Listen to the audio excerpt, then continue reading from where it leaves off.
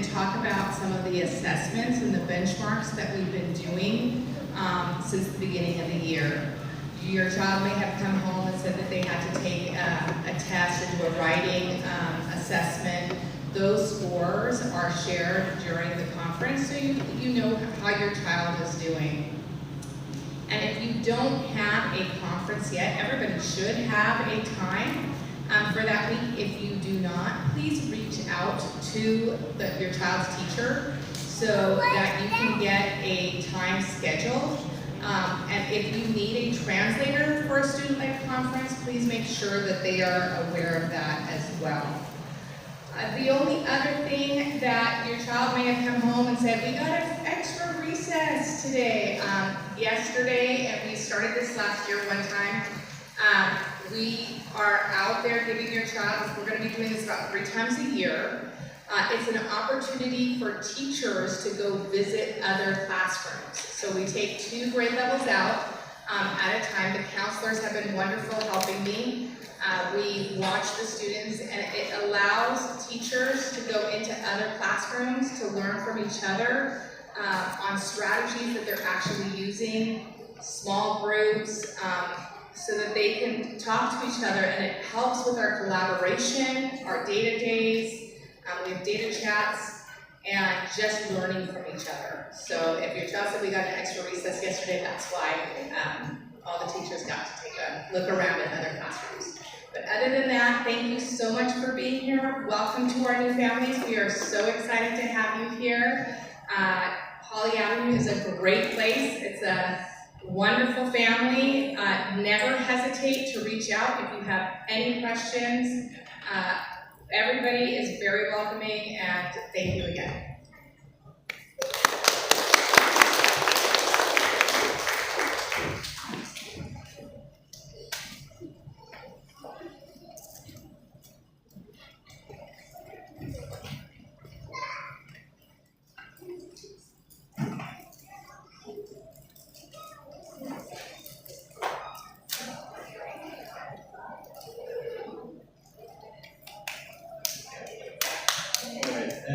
At this time, I'd like to welcome our teacher representatives that we have tonight in our audience. Ms. Gridley, over here. We really appreciate Stephanie great. So thank you for always supporting PTA this year, Gridley. Okay, and tonight we have the honor of having our wonderful counselors, Ms. Kamerin Imperial and Ms. Stephanie Padilla, to come up and give us a welcome presentation.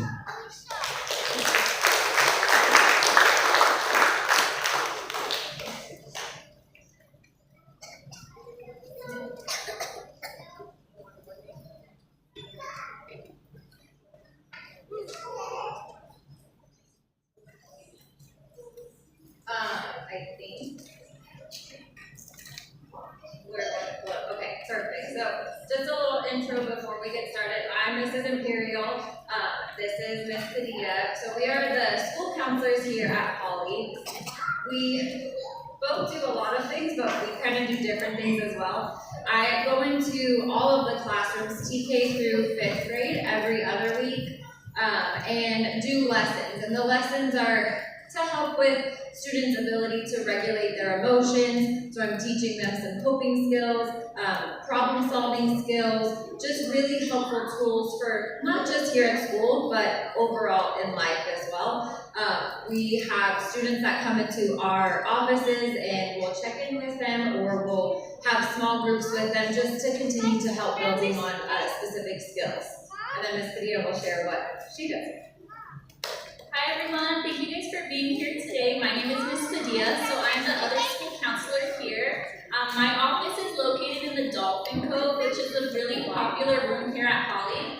In the Dolphin Cove, you know, we play games with the kids. Our new friends get to meet other new students, and we're just teaching them how to get along, how to be kind to each other, how to respect each other, and just how to take care of a space that is truly meant for them here at Holly. So today, we will be sharing some very helpful tips for a successful school year, but truthfully, these tips it's just good information for life.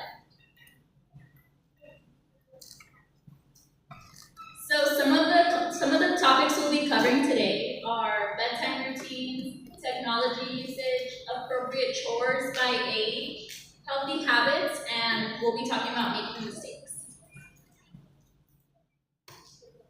So one of the things that we really wanted to focus on, well, all of these things we have seen as a need, especially a good bedtime routine and a good bedtime. So children within this age group at the elementary level, so ages 6 through 11, they need at least 9 to 11 hours of sleep.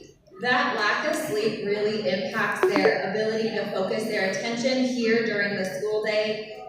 It impacts like their behaviors, their ability to remember things. So we really are encouraging families to set a really good bedtime time and a bedtime routine. So, and even on the weekends, it can be a little bit more flexible on the weekends, but if, you know, the 6-year-old is allowed to stay up until 11 o'clock at night on the weekend, it is going to make that transition into the week much more challenging. So try to keep it as consistent as possible all 7 days. And whatever that routine might look like for you, I have an example on the next page. But one big thing that we're going to focus on, not just tonight, but anytime that we are able to share with parents, is screen time. So before bed, it really is recommended to not use any device, whether that's phone, tablet, TV, iPad, at least 1 hour before bed. And that's because of the blue light that emits from any of those devices. It's actually really bad for our brains. It doesn't allow our brains to rest, and so that impacts our sleep. So again, these are just samples of a morning routine and a nighttime routine. Obviously, we're not saying that you have to follow this to a T, but some families do need something like this to help guide them. So we created this in hopes that it could be helpful to you of what a good morning, maybe hopefully a more easier morning might look like for you, along with a nighttime routine. You notice on the bottom of the evening routine, again, we have that reminder of no electronics at least 1 hour before bedtime. We included some of these as well. I know maybe during winter break, summer break, spring break, we might be a little bit more flexible with what we're asking children to do in our homes. But again, back to the screen time, I think it's important to make sure that students are doing other things besides just being on a device all day. So this is something that we found that we think would be kind of helpful. It kind of checks off other important things. Did you brush your teeth? Did you make your bed? Did you finish your chores? Did you read for 20 minutes? And if you're able to check off all or at least some of these things, then you can use an electronic device. So now we'll go ahead and talk about technology usage. I think we all know how addicting an iPhone, a Chromebook, a tablet can be, but I think it's really important to understand that these devices are really doing so much damage to our brains, and not just our brains, but the students' brains. So we have little humans here, you know, they're still growing. So all that screen time is really hurting their brains. When we were looking at research, there was a study, they did a study on preschoolers, so 4-year-olds, and it showed that they had less progress in areas of the brain that's in control of like their impulsivity, their attention spans. So it's really just important to understand that screen time is really important. So we just want to make sure we're limiting that screen time. And also it's important to know that all of the content that is online, whether it's like YouTube, Instagram, TikTok, it's really fast paced. So these kids are watching videos that are like 5 seconds long. It's no longer like the content was before. So the kids are really struggling with real life activities like a puzzle, reading a book, or even just sitting down watching a movie. Those things become really hard for them to focus on when their screen time is really high. So we really advise, you know, we're being mindful with all of the things that they are watching, because as they get older, they'll struggle with their attention span. And then the last thing we'll talk about is that blue light exposure that we already talked about. So if kids are on their screens, especially at night, close to bedtime, they're going to struggle going to sleep. And we usually see that when they come to school, they're a little extra tired. So we want to be mindful and we want to make sure that they put those iPads, those phones away like an hour before bed. That way they can really get that sleep, because kids need sleep and it really just helps them grow.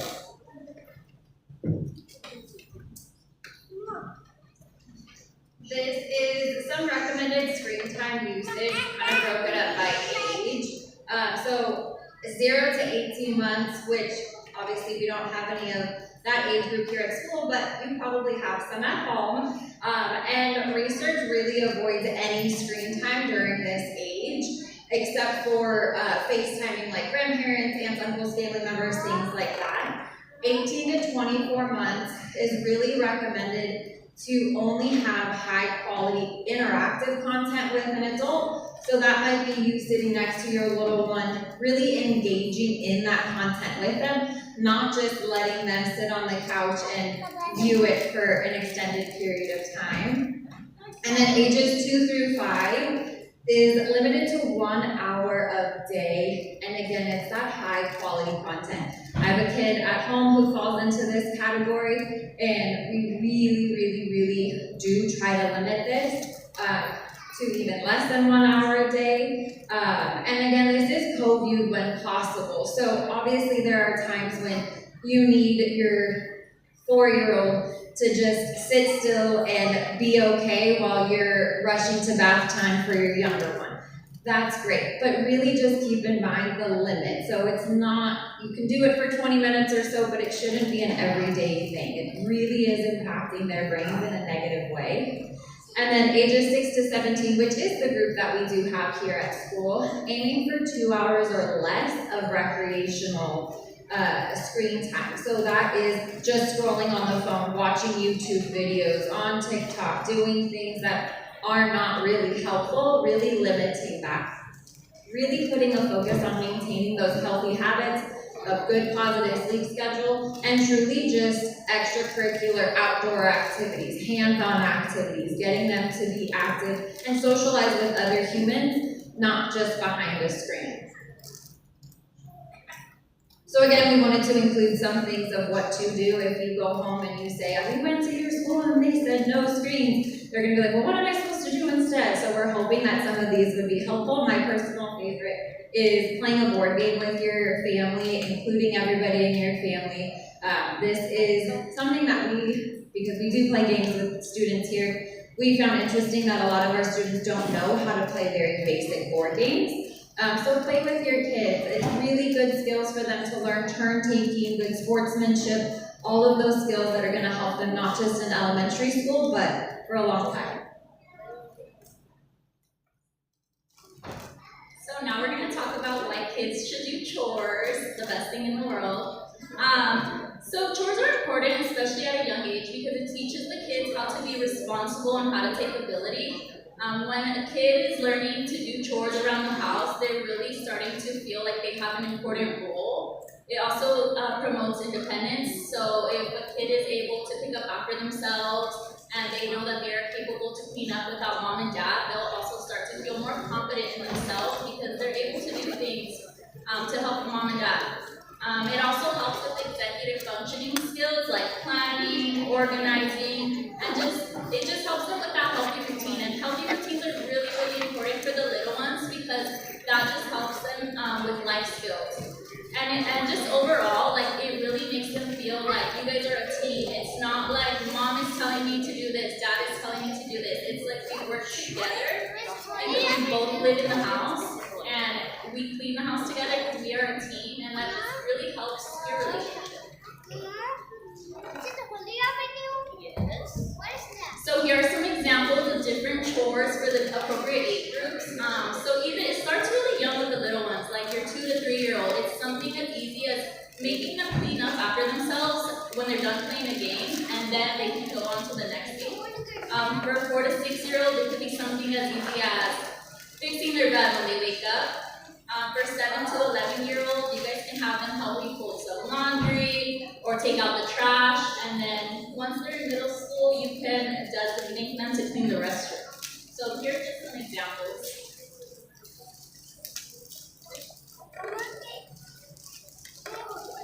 So this next section is about healthy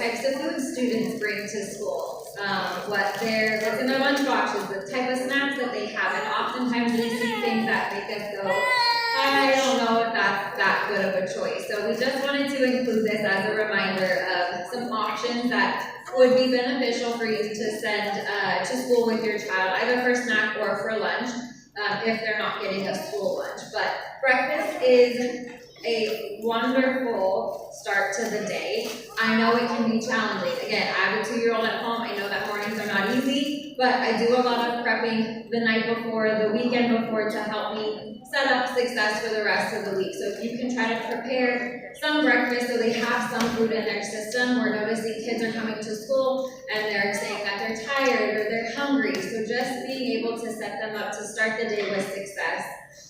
Water is the best drink. Sending them with sugary juices or sugary drinks like the Prime drink that's really popular right now is not helpful to them as they're growing and they're developing, and it doesn't help with their ability to focus within the classroom.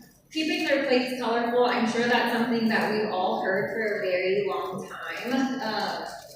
And just trying to follow this kind of breaks down the amount of servings of fruits, of veggies, of grains, of all that good stuff. But again, just things to keep in mind. We also wanted to include some pictures that are, again, very colorful. Eating colorfully is helpful.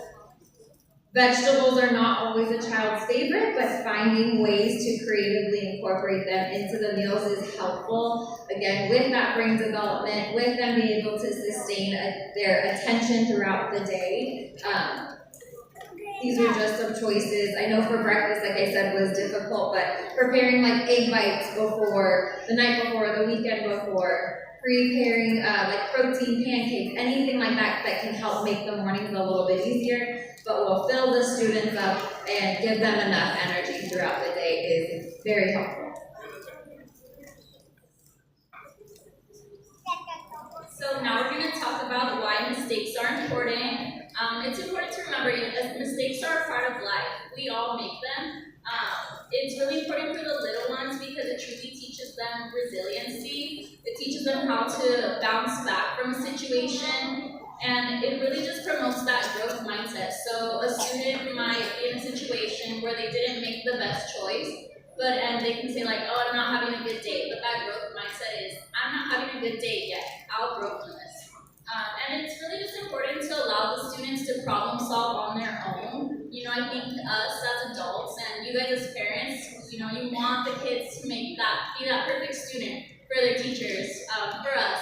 But I think making mistakes is just a part of life, and truthfully, they'll learn the best way by problem solving their own mistakes. Obviously, we are there, we'll guide them, and you guys are there to guide them, but you know, they're still little, they're still learning, and it's okay to give them that grace and that freedom to learn from their own mistakes.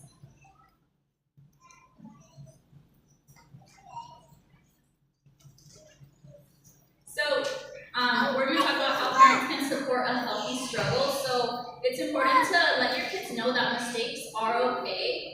You can share with your kids any mistakes you've made in the past that are similar, because again, you're wanting to build that relationship with your kid, and when the kid is feeling safe and they're feeling heard and understood by their grown-ups, they'll start to feel safe and they're willing to make that change to grow.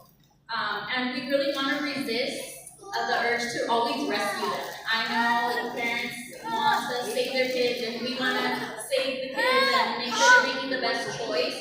But we just want to offer them guidance, and we can ask them questions like, well, what do you think you could have done instead? And let them really think about it. That way they can make the choice and that answer to show us that they're able to make that appropriate change. So, and then just also it's important for those natural consequences to occur when it's appropriate. So, for example, if your student forgets their homework, the easiest and the safest thing to do is to have mom and dad bring it and the issue is solved. But sometimes, if the kid forgets their homework and if mom and dad don't bring the homework, the natural consequence is they just didn't bring the homework and they might not get credit for it. But I'm pretty sure it won't happen again because they'll learn from their mistakes. So that's a good example of letting the kids learn from their mistakes because it truly just helps them grow. That is everything. I know it hopefully felt like a lot of good info, but both of us are here throughout the year to help. If you have questions or concerns about your student, please don't hesitate to reach out to us. Our emails are up here on the screen. But we are very excited to have you. If you're a new family to Holly, extra excited to have you. If you're a returning family, we are still very happy to have you as well. But please don't hesitate to reach out to either of us. And we're excited to partner with you throughout the rest of the year. So thank you all very much.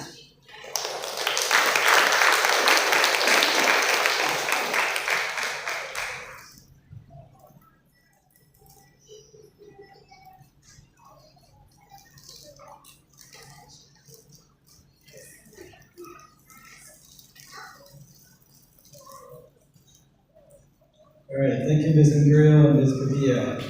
Wonderful news, and we'll make sure, we're recording right now, so this presentation will be shared later on our new YouTube channel. So if you didn't miss that, I want to share this information, that'll be available for you to share with other family members and other students' families. And I'd like to take this a brief moment. We have a special guest in our audience. We have Mr. Steve Reed from AFE Foundation. So just want to share a brief moment with him. Let's welcome Mr. Steve Reed.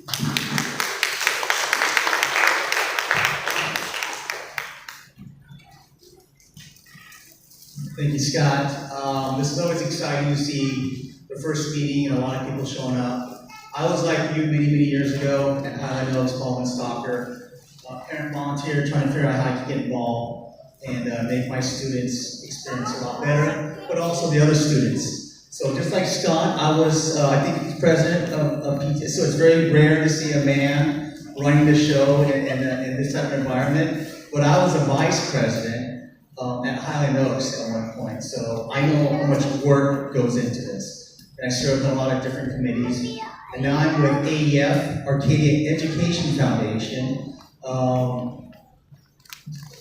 AEF was born in 1981 because back then, Sacramento and Washington, D.C. started to defund, take money away from affluent cities. Okay, so Arcadia Unified School District faced immediate deficits, millions of dollars they were becoming short. So a group of parents, just like you and me, got together, formed a nonprofit called AEF, and said, we're gonna raise millions of dollars and plug that hole. We're gonna plug the deficit. So that's where we came from. So it's been about 50 years of parent volunteers, just like you guys, at the higher level, when your kids get into high school, you kind of join our organization. And what we do now is we do 3 key things. One, we run the summer school program. Okay, did you know Arcadia Unified School District does not run the summer school program? Our group does. There's a budget issue and a legality issue. The school district cannot run it. So that was the other reason why we were born in 1981. Raise funds, create a program, and run their summer school program. So that's who we've been. Now, it looks like the school district does it because it's the same campus, it's the same teachers. You're familiar with a lot of people, but behind the scene, it's our group running it. So that's the number one thing that we do. And you gotta think about it. A lot of your kids were born during COVID. So a lot of them didn't even get to go to school for 1 or 2 years. So we think it's very important, just like they're talking about less screen time. We think it's very important for these kids to get out of the house during the summer and come back on campus and socialize and learn, do arts and craft. We really believe that's healthy for the kids' development procedure. So that's why we think this is very important, so young kids can join our summer school programs. Now, when they get to high school, they will have struggles with classes. They will need summer school to take that class again to replace that B or C with a better grade. So there's a lot of benefits as to why we exist. Your kid might be in sports. We have excellent sports teams. They're spending a lot of time practicing and competing and traveling. They might need a summer to make up on a class that they're not doing well. Okay, so that's who we are. The second thing we do is mini grants. a lot of the teachers will be looking for a project, they ran out of money, so they'll submit an application to AEF, and we have a pool of money, and we'll decide what teacher and what school will get some money to help them launch that project. So it's called a mini grant. And the third thing that we do is called You and Me Foundation. We had a family donate $100,000 to the foundation, and what we do is every year we disperse $10,000 to student initiative projects. If your son or daughter has a project that they want to take on, mom and dad is like, no, it costs money, don't waste my time, I don't want to get involved. If the kid has the drive, we have an application for them to fill out, and if there's a benefit to the city and the students, whether it's the students or the parents or elderly people, we will also give $1,000 or $2,000 per application. So we raise money and try to push it back to you guys. That's who we are. So I will stop talking because I like to talk. I will leave and I'll pass this around so you guys can read on it. We're always looking for new blood, new parents to help us, volunteers. We can use money, but that's not important. But November 7th, it's a Friday night, we'll be hosting the first ever poker tournament. It's a fundraiser to gather the community together, to have some fun. It's not for real money, it's a poker tournament. We'll have some great prizes. It'll be at Matt Denny's, and the money that we raise will go towards the summer school program. Why is that important? Well, the problem is this. We are facing a lot of challenges, okay? It's not the summer school from 10 or 15 years ago. The problem is now is junior colleges offer free tuition, including summer school program. A lot of it's done online.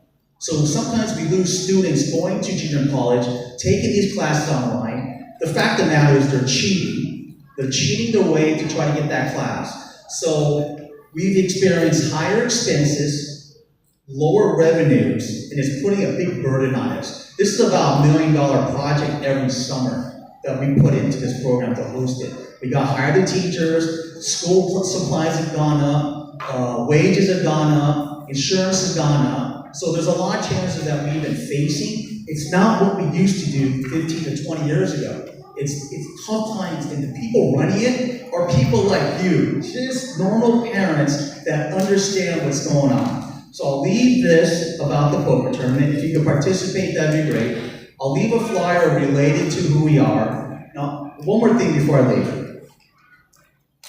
Arcadia Unified School District is one of the least funded school districts in all of LA County. Let me repeat that. Arcadia Unified School District is one of the least funded school districts in LA County. Yet, we are one of the top performing school districts in LA County, state of California, and top 1% nationwide.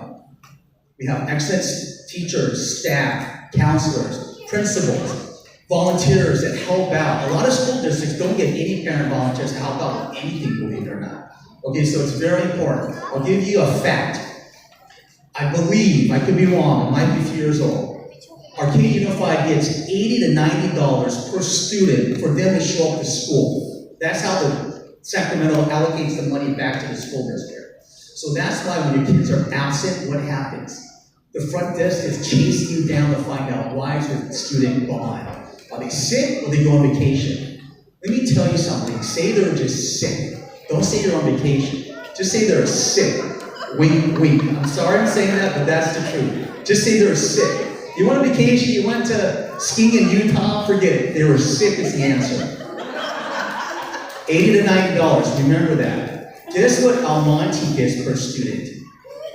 Our neighbors down south. Get how much the Sacramento, our taxpayer, gives to those students. $160 or $70 per student per day. Because they're trying to balance, they're less affluent, they need more money. But the results is, it's the same results. Okay, so something is unique about this school district here. You need to continue to stay involved and participate and donate to the PTSA. If you want to donate to us, that's great, but stay involved. It's very important for you, the teachers, the staff. Help Scott out. This is very unusual for what Scott's doing. It takes up a lot of time to run a PTSA. It does. I've done it before. I've been on many committees.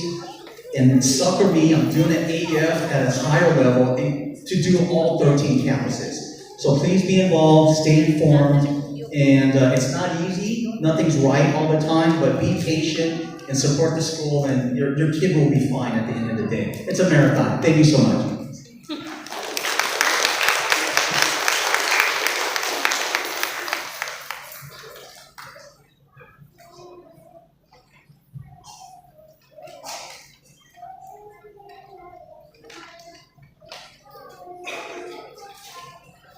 Hey, thank you so much for all the information, Steve. Now I know what to do when my kid wants to go on vacation or they're sick.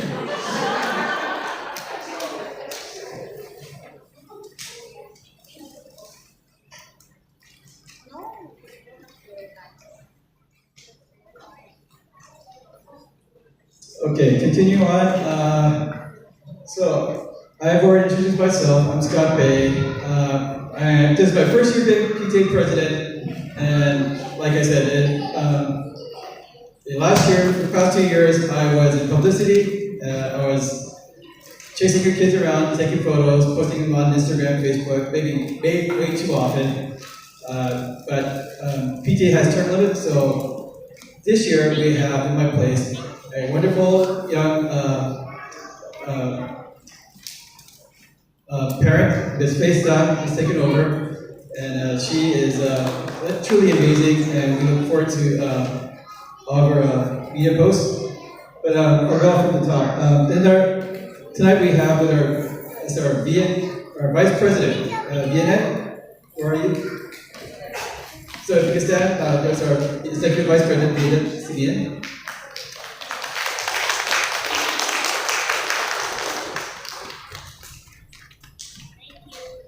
And our Executive Vice President of Publicity, and Ms. Faith Dunn. Once again, stand up, please.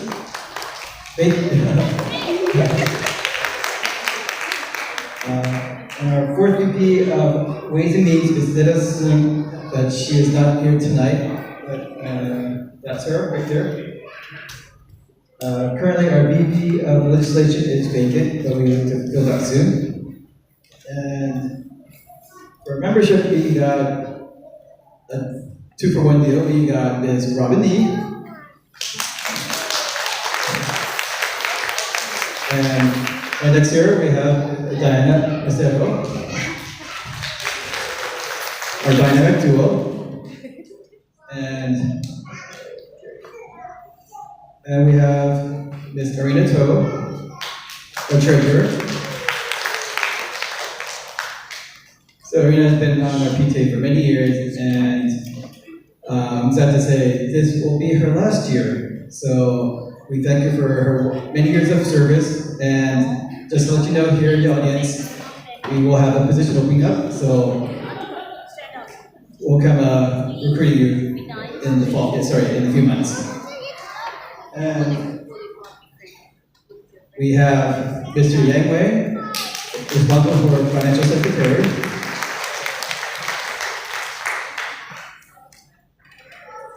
And for our financial auditor, Ms. Judy Wu, stand up. Judy has also served many years on the PTA, and her son is in 5th grade, so we will be losing her at the end of the year. So just thank you for so many years of service, and once again, we will be needing to fill her big shoes. And we have next our secretary, Ms. Tarika Jahabrizar.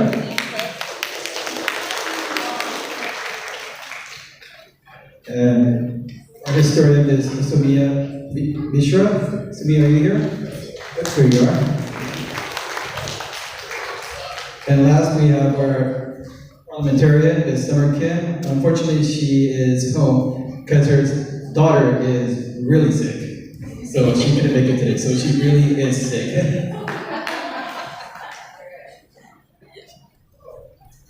Their picture, so that's our 2025-26 Executive Board.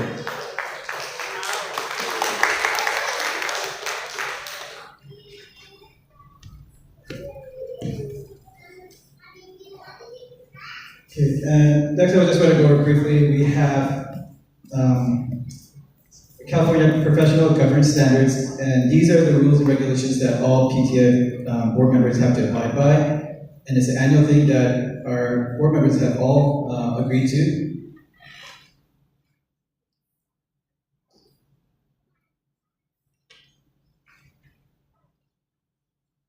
So as you can see, there's many rules and regulations that the PTA board must adhere to. So it's not just our local PTA unit, but statewide. Excuse me.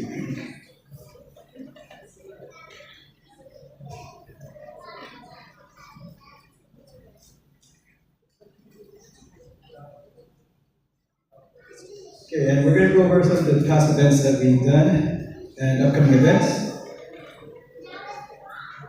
So back in August 12th, we had our kindergarten welcome, where we welcomed not only our kindergarten, but our TK, who I believe this year were as young as 4 years old.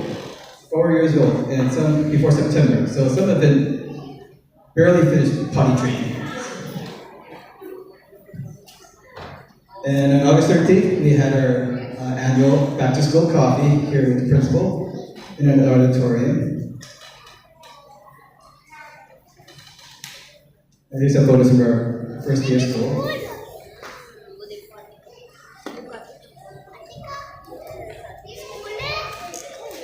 So our upcoming events and current events right now, we have the National PTA Reflections Art Program. So you may or may not have received these flyers, and I believe some teachers have made this mandatory, much to the chagrin of your children. But it is an excellent program where your child may find out that they actually have talent. And like I said, you don't try it, you don't know. And we've had many students go on to the next level, which is Arcadia Castle. And after that, first district. And hopefully this year we will have finalists that go to state. But we'll know until they submit it. So if you have children who haven't done their reflections, please encourage them to do it. And who knows, we'll maybe find our next next Spielberg amongst us. And our next event actually is in 2 days, our back to school picnic. So Friday, after school, 5:30 to 8 o'clock, we will have our picnic here on the Holly Avenue lawn. So bring your picnic baskets, get ready to meet other parents, and of course, free ice cream. There will be plenty of ice cream. Last year we had ice cream and we were begging people, please take some ice cream home. So for that, our chairs are Sarika and Faith, and if you have any questions, you can always email to picnic@hollyavenupta.org or call the hotline 626-400-6045. And we hope to see everyone on Friday. And in October, we have our annual Scholastic Book Fair, which will be held here in the auditorium. So there's a great selection of books. Be sure to bring your children and choose out some great books. And also, wrapping up the month of October, we have our Red Ribbon Week. This is the week where we kids pledge to be drug-free. And there's all sorts of activities that will be going on that week. And October 24th, we have PTA will be collaborating with Downtown Arcadia. So if you haven't been to this event, the Friday, actually, 1 week before Halloween, Downtown Arcadia will be shut down and it'll be open for trick-or-treating, actually trunk-or-treat. And we'll ask for some Holly Avenue parents to volunteer to decorate their cars, and we have very fun cars, fun decorations. It's a fun event, kids love it, and that one is being chaired by our Diana.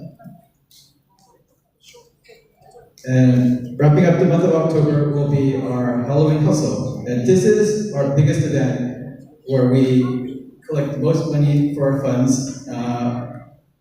Kids will be taking home the flyers and be reaching out to friends and family to collect donations. Each pledge And all this money that is donated to Holly Hustle stays at Holly Avenue. And it helps fund the programs we have all year long. And parents are all welcome to come on Halloween and see your kids dress up, and they will basically go around the track parading in their Halloween costumes. So it's a very fun event. And next, we have our honors report, and Judy Wu will present that.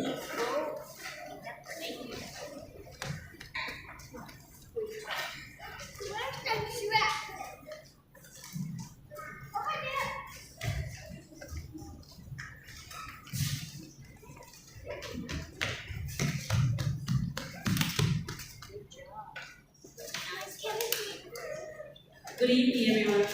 Thank you for coming to tonight's event. The meeting.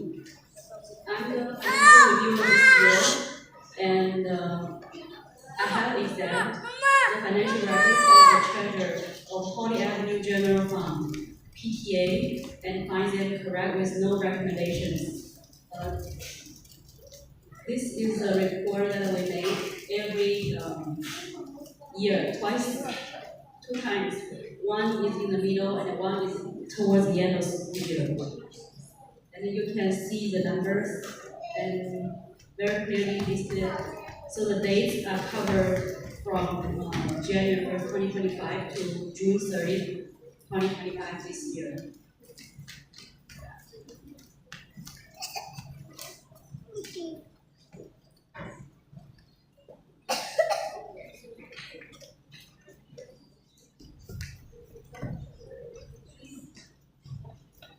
Can I have the motion to pass this financial review report? Can I have a first? I have a question. Yes. Is this the, hold on. There's 2 reports. There's the treasurer report and the financial secretary report. Yes, this is a financial review report. So it's a reconcile of the treasury report. So that one is coming up. Yeah. I'm technically reviewing her job, her work. First, Vanette. And I'll second. Second, Diana. Thank you.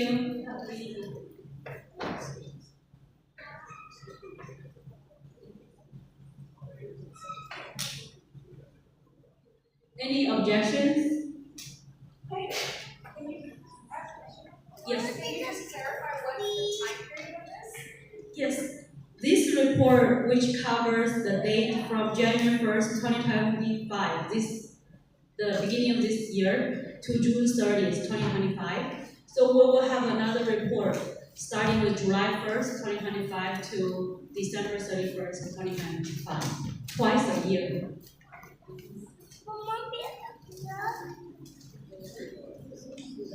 If there's no discussions, so all favors, and then say aye.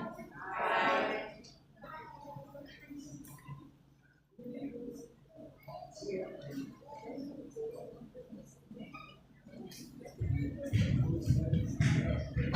Anybody opposed to say nay? Motion passes. Thank you.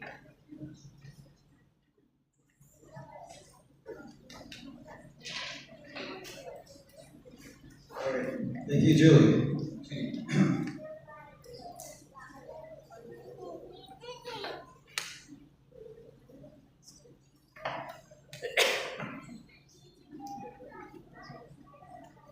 Okay, sorry, I was going over the governor's standards, and I forgot one thing. So all these standards have been sent to our board members, and I need a motion to adopt these professional governance standards. Can I get it first? Sonia? Can I get a second? Robin? Any discussions? All in favor say aye. Opposed, say nay. Okay, motion passes to adopt the professional governance standards for for school year 2025-2026. Thank you.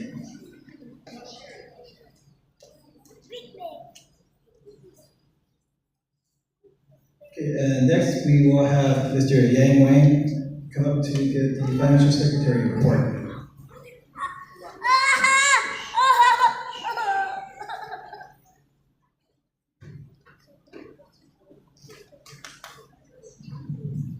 Good evening, fellow audience, Mrs. Oakland, teachers.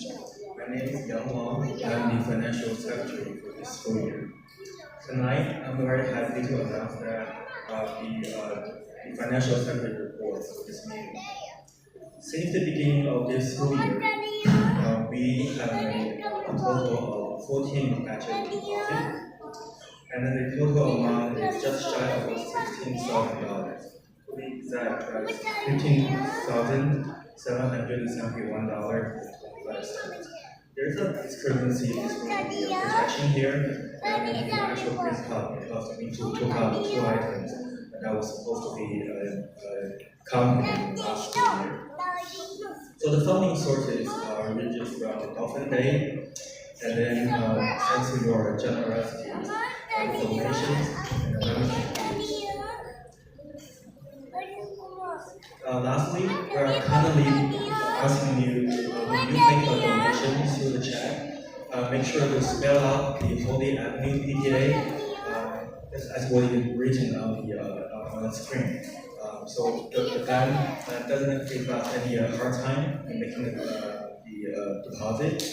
We have seen that some parents mistakenly just go down the Holly Avenue or Holly Avenue PTA is Avenue as a donation.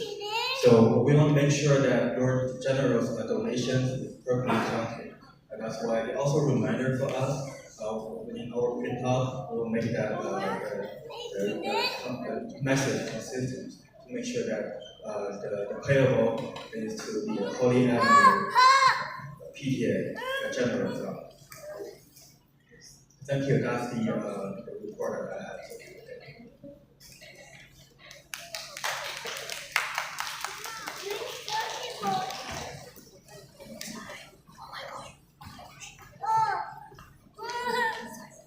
Okay, thank you, Yang. And next up, we have the treasurer's report. Ms. Irina?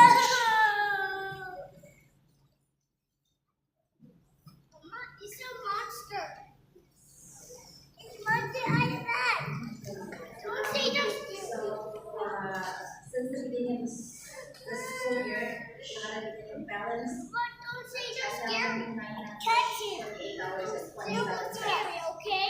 And we have a deposit since then till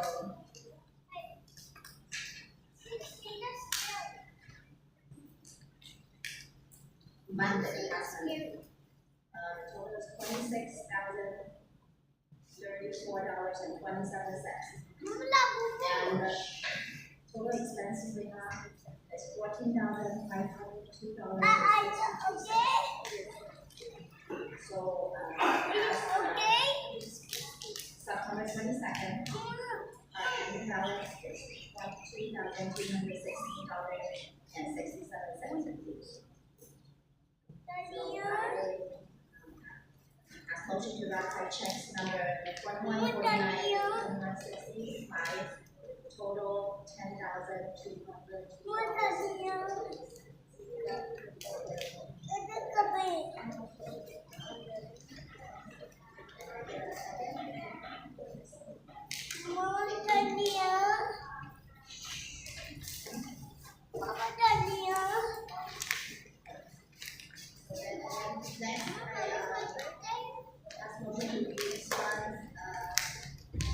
$25,000 until January.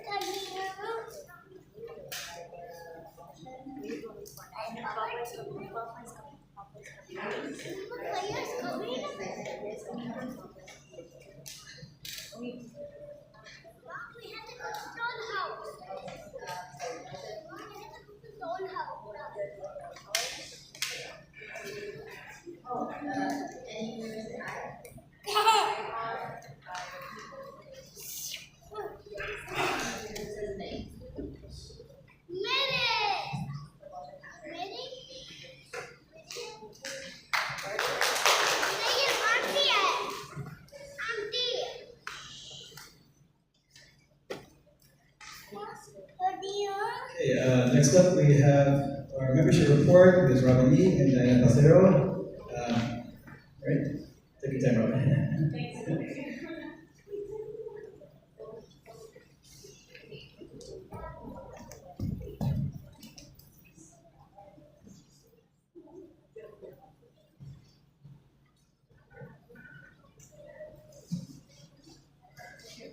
Hi everybody, thank you for sticking it out this long. We just wanted to present an update to our memberships. Thus far, we have 665 memberships, despite what it says on your paper, the right way around. This brings us to about 85% of our total student body. So our goal is always 100% every year. We get there. It chase you through your teacher if you haven't joined yet. I also have some PTA envelopes here, so you can either turn them into me or turn them into your child's teacher.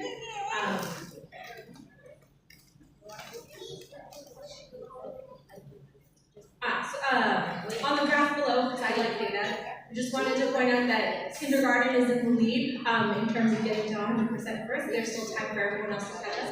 We'll see how this goes. Thank you.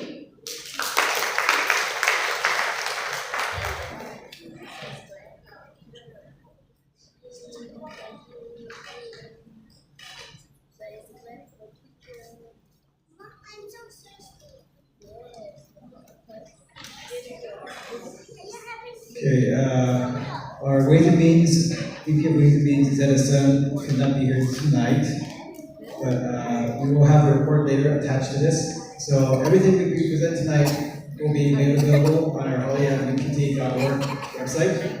So make sure to check that out. We have a lot of information, links to our social media. So anything you want to know about PTA in school, make sure to visit hollyavenue.pta.org.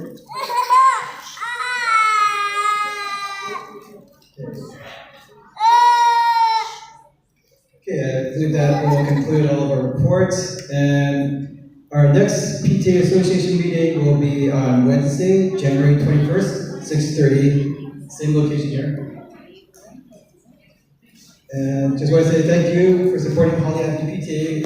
We can't do what we do without your support. Thank you to Ms. Oakland and our wonderful teachers and staff. You make Holly Avenue a truly wonderful place. And thank you and good night.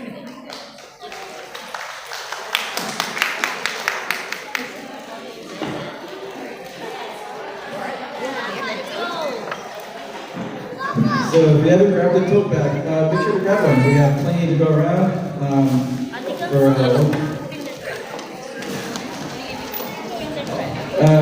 Meeting is adjourned at 7:40 p.m.